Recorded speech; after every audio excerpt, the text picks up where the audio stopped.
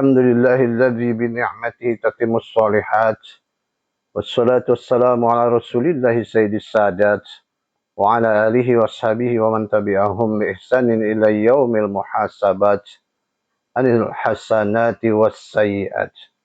اللهم ألهمنا رشدنا وإسنا من شر أنفسنا. وحيكم بتحية الإسلام. السلام عليكم ورحمة الله وبركاته. Sobat soleh dan soleha rahimakumullah.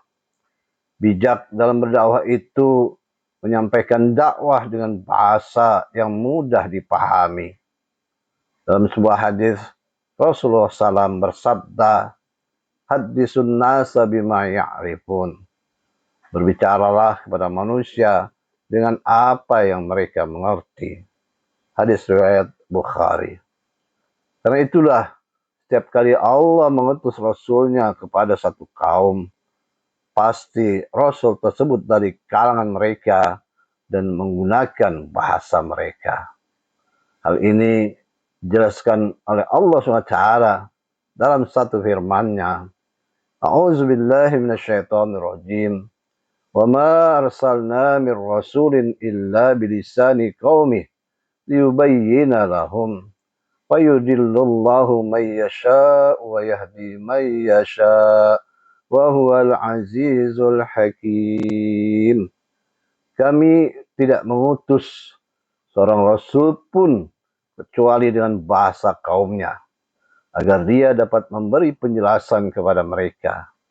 Maka Allah menyesatkan siapa yang dia kehendaki dan memberi petunjuk kepada siapa yang dia kehendaki. Dia yang maha perkasa lagi maha bijaksana. Surat Ibrahim ayat keempat.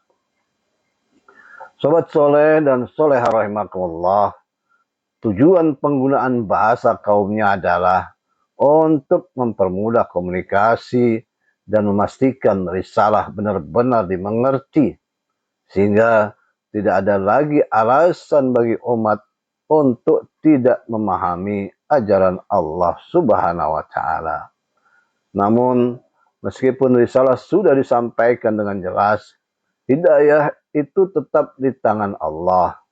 Allah memberi petunjuk kepada mereka yang mencarinya, dan Allah juga menyesatkan orang-orang yang memilih kesesatan dan tidak memiliki keinginan mencari kebenaran dan petunjuk. Sahabat soleh dan soleha rahimakumullah, terhadap mereka yang belum menerima ajakan dakwah, maka kita tidak boleh marah dan membencinya. Tidak ada hak bagi kita untuk melakukan hal itu. Bukankah setiap orang berbeda-beda dalam merespon panggilan dakwah? Ada prosesnya. Ada yang hari ini belum merespon, tetapi besoknya dia sadar. Ada pula yang beberapa lama, namun kemudian dia menerima, bahkan menjadi kader dakwah yang tangguh dan militan. Tugas kita hanyalah menyampaikan saja. Yang memberi hidayah dan petunjuk itu Allah Subhanahu wa Ta'ala. Firman-Nya, A'udzubillahi minasyaitonirrajim. Walau syaa rabbuka la'amana man fil ardi kulluhum jami'a afa anta tukrihun nasa hatta yakunu mu'minin. Seandainya Rabbmu menghendaki, tentulah semua orang di bumi seluruhnya beriman. Apakah engkau ya Muhammad akan memaksa manusia hingga mereka menjadi orang-orang mukmin? Quran Surat Yunus ayat 99.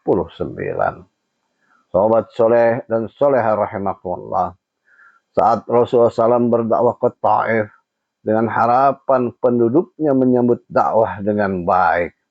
Namun apa yang terjadi bukannya sambutan yang diterima, melainkan sambitan. Dalam riwayat dari Abdurrahman Abdullah bin Mas'ud radhiyallahu anhuma, ia berkata, seakan-akan aku sedang melihat Rasulullah SAW bercerita tentang seorang nabi yang dipukul oleh kaumnya yang hingga ia terluka dan berdarah. Kemudian ia mengusap darah tersebut dari wajahnya sambil berdoa, "Ya Allah, ampunilah kaumku karena sesungguhnya mereka tidak mengetahui kebenaran." Hadis riwayat muttafaqun alaih. Di kemudian hari, tatkala terjadi pemberontakan dan munculnya nabi-nabi palsu setelah Rasulullah Shallallahu Alaihi Wasallam wafat, wilayah Taif termasuk yang tetap loyal kepada Khalifah Abu Bakar As-Siddiq radhiyallahu anhu dan tidak melakukan pemberontakan sebagaimana di wilayah-wilayah lainnya. Sahabat soleh dan soleha rahimakumullah. Berikut ini adalah poin-poin penting mengenai objektivitas dakwah. Yang pertama, pemahaman sasaran atau mad'u. Sebelum menyampaikan materi, murabbi harus mempelajari kondisi psikologis, sosial, dan tingkat pemahaman masyarakat. Yang kedua, empati dalam penyampaian. Objektivitas mengharuskan dai dan murabbi memiliki empati.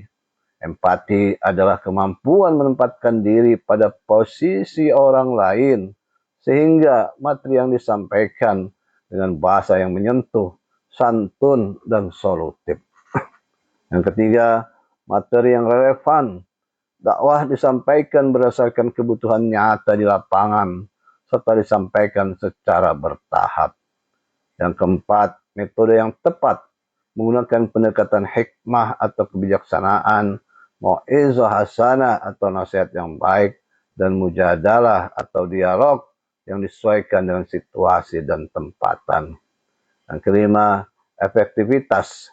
Objektivitas dakwah bertujuan agar pesan lebih mudah diterima dan memicu perubahan perilaku yang positif sesuai dengan ajaran Islam.